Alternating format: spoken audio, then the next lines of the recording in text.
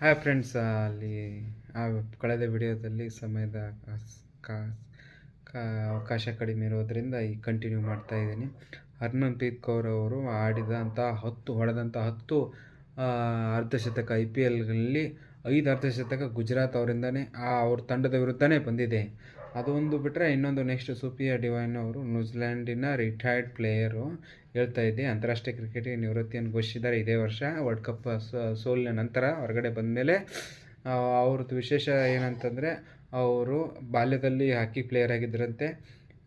ಸದ್ಯ 4 ವರ್ಷಗಳ ಹಿಂದೆ ಹೆಲಿಕಾಪ್ಟರ್ನ ಕಮರ್ಷಿಯಲ್ ಡ್ರೈವಿಂಗ್ ಲೈಸೆನ್ಸನ್ನು ಪಡ್ಕೊಂಡಿದ್ದಾರಂತೆ.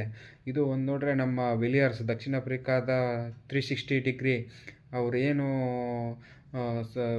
ಎಲ್ಲ ಸ್ಪೋರ್ಟ್ಸ್ಗಳಲ್ಲಿ ಹೆಸರುವಾಸಿಯಾಗಿದ್ದರು, ಆ ರೀತಿ ಮಹಿಳಾ ಕ್ರಿಕೆಟರಲ್ಲಿ ಸುಪ್ರಿಯಾ ಡಿವಾನ್ ಅವರ ಹೆಸರು ಎದ್ದು ಕಾಣಿಸ್ತದೆ ಅಂತ ಹೇಳಬೇಕು.